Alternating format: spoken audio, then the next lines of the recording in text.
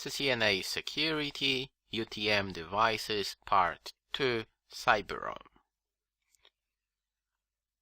I want to start with VPNs now. I do not have any VPNs here. I want to show you what is available. We have IPsec. There's even Cisco VPN client, even though not sure why, because Cisco IPsec is an open standard. Still an option.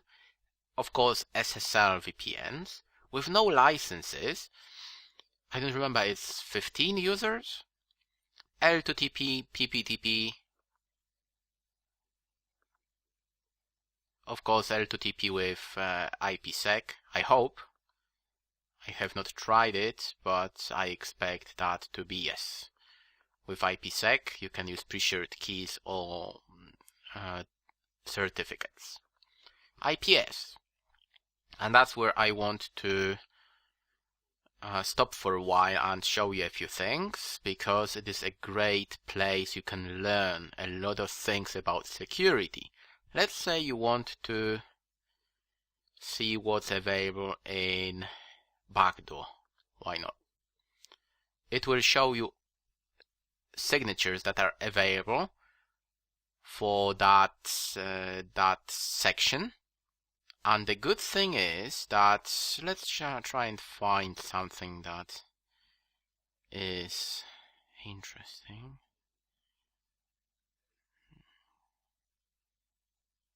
Okay, let's just use that one. When you click, it will open a window and will tell you what this IPS signature is all about. And as you can see, this is a Trojan. Affected systems, what is used, and detailed information. Okay, a great way to learn. That's not a good example. Just want to show you.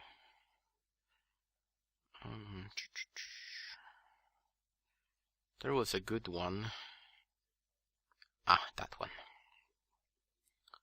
That one. And nah. Not that one. RDP. I think you have to click search. Right. Oh, that's what I wanted to show you. There is an RDP brute tool that you can use, and CyberRoam can recognize that. Really great. And of course, when you type RDP, it will show you all signatures related to RDP. I used a lot of default actions.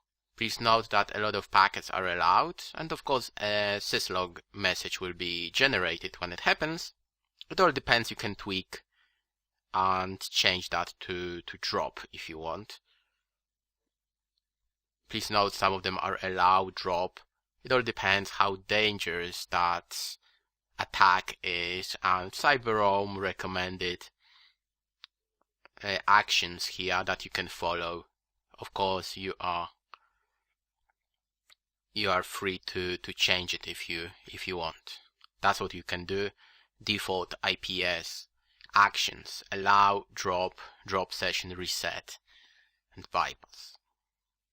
Again, a great way to learn. You can click, and I really like that it's not, a short sentence. Sometimes you will find, well,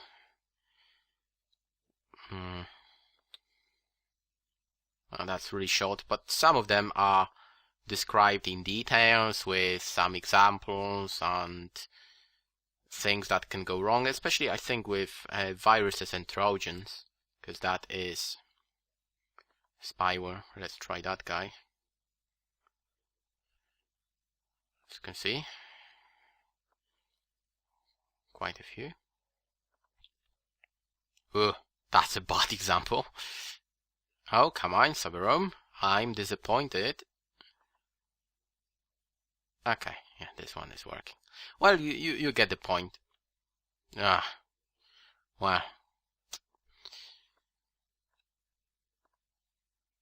There we go. Okay. It shows you, oh, there's port 80. It uses the post command and RC4 encryption. Okay. A great way to learn. I learned a lot when I studied for my CCNP security exams. Web filtering.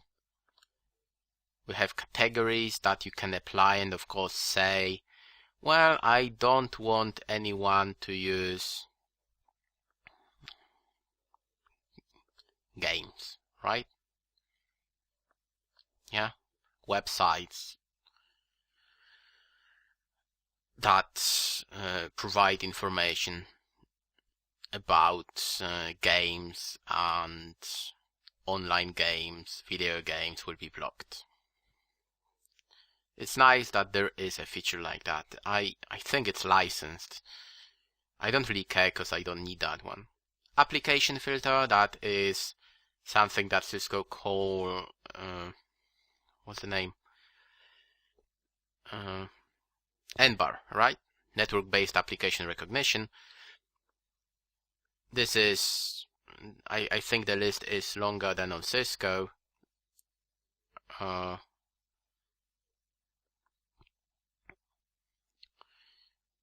What can we see here that we know? I know there was Skype and some remote tools. I'm just curious if there is VNC and TeamViewer. Things like that. Can you search? No, you cannot. How is it sorted? It's like oh, here you can. Yeah. Let's try VNC. Here we go. Yeah, you can match VNC. And not sure if TeamViewer is on the list. It should be. Yes, there is TeamViewer. Great. Yeah, you want to have features like that in on your device and in your network. Okay, I'm not interested in that one. QoS, of course, you can apply pretty advanced QoS settings based on applications, ports, traffic. AV, I scan almost everything that's possible. I do not scan FTP, do I? I'm not sure. And spam protection, okay? Just basic spam protection. That's it's pretty okay. It will block a lot of spam messages. Traffic discovery is great because it will show you live connections. You can sort it using source IP addresses, and 21 is my management PC. I can see what it's doing at the moment. Skype services TeamViewer is running. That's correct. Yeah, really great. Let's see what my fiancée is doing. That's 24. Talking to her friends, browsing the internet. And Skype, yeah? Nice. Of course, logs and things that you expect to have. I will show you firewall and IP spoofing. That's what I mentioned. I have a network that is it 10772. That was just to test, but there is 192 as well somewhere. At least there was. Quite a few, because I was testing some Cisco routers and I used 10770 everywhere. But there is one more VMware network that I use, 192.168. Well, it's not on the list anymore. Yeah, it does matter. You can see IP spoofing logs. CyberRoam can be in a way managed from the CLI. It closed the connection. Let me reopen it. We'll log in.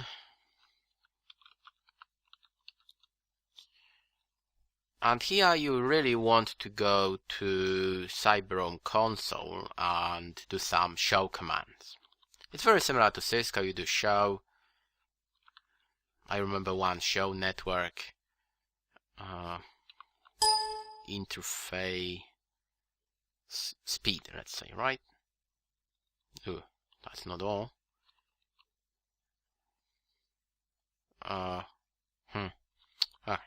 Interfaces, right? It's show interfaces on Cisco. It will show you MAC addresses, IP addresses, MTU, traffic, errors, everything that you want to see, duplex, zones, everything that you want to see. If, for instance, the internet is slow, your LAN is slow, and you want to make sure that MTU is okay, your port negotiated, full duplex, and 100, and so on. I think there are gigabit ports, but of course ASA is 100. A really nice, I think it's quit, yeah, a really nice option. Still, when you make a backup, it will not create a running config like Cisco. You can't see what's, well, you can see what's inside, but 50% does not make any sense. It's just a backup file. It's not something you can copy and paste. From the backup point of view, there is one nice feature that I like. Where was it?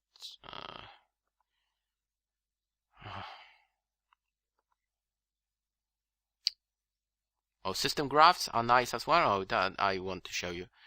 Really nice system graphs that can be created. Oh, that's the one. And you can just backup now. It will create a file locally. It will not download it. It will just make a backup, and then you can download it. Of course, you can restore. You can schedule a backup as well. I don't do that because I do not make any changes on my UTM devices. So I am okay if I make a backup, I don't know, once a month or something like that. I do not make any changes every day. That is an example of a UTM device. As far as I remember, CyberRoam will allow you to play with their interface online. Let me check that for you. Here we go. It's demo.cyberroam.com, and next generation, that's what you're after, right? And it's guest, right?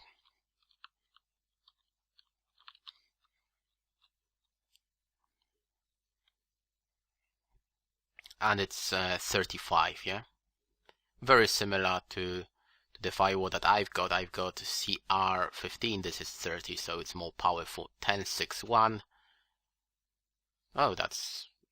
Oh, I think I should upgrade my firewall, right? Okay, yeah.